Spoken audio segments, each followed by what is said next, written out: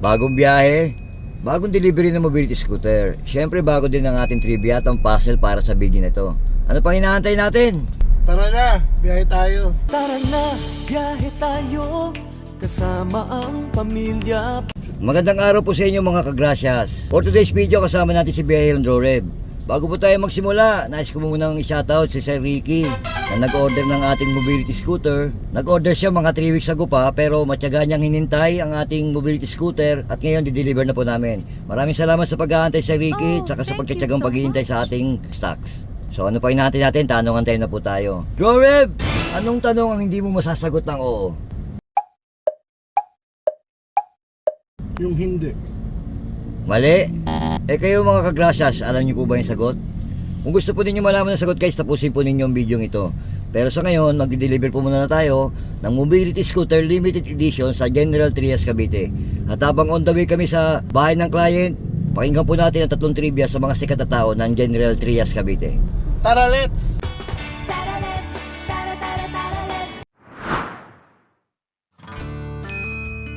General Mariano Trias, pangalawang pangulo ng revolusyonaryong pamahalaan noong 1897 sa Tayros Convention.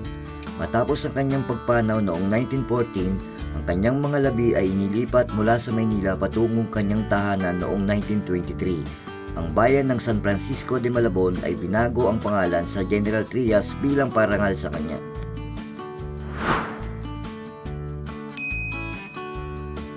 Luis Ferrer Deport, mula sa isang angkan ng mga lider ng Cavite, siya ay kasalukuyang alkalde ng Luzon at dati nang nagsilbing kinatawan ng ika-6 na distrito ng Cavite. Tinuturing siyang kasapi ng Grand Lodge of the Philippines at ang Governor Luis Olimpo Ferrer Sr. Memorial Lodge ay ipinangalan sa kanyang lolo.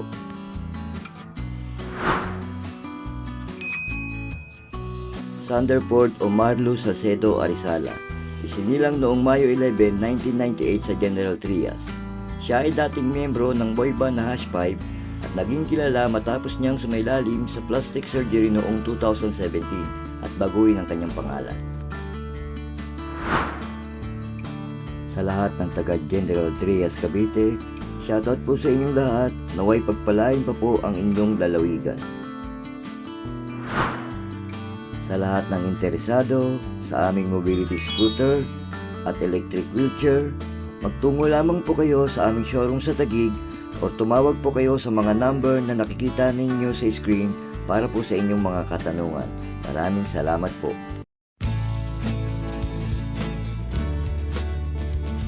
So yun na guys, dito na po kami sa bahay ng ating client. Bababa na po natin ang mobility scooter at i-demo na po natin ang ating mobility scooter.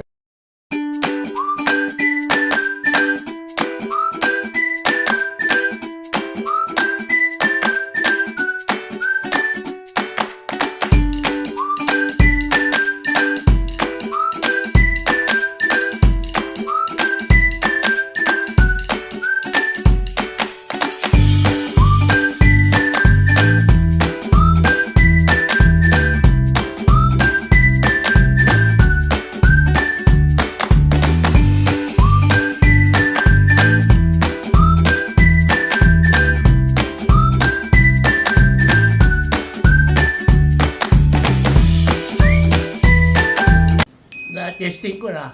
Salamat sa anak ko. Dati mo na palagi ako palaging nakakon sa akin dyan. Napakaswerte niyo po sa anak niyo Sir Opo na hindi nakakalimot. Ayaw na ako bambuan. Sa Ricky, ito po yung father po ninyo, satisfied naman po sa ating unit saka nagpapasalamat po sa inyo. Maraming salamat sa inyo Sir Ricky. So yun na nga guys, tapos na kami mag-deliver. Siyempre aalamin po natin kung alam na ba ni Droreb ang kasagutan sa ating tanong. Droreb, anong tanong ang hindi mo masasagot ng oo? Nakamatay ka na? Mali. Alam ba kung ano sagot? Ano? Tulog ka na ba?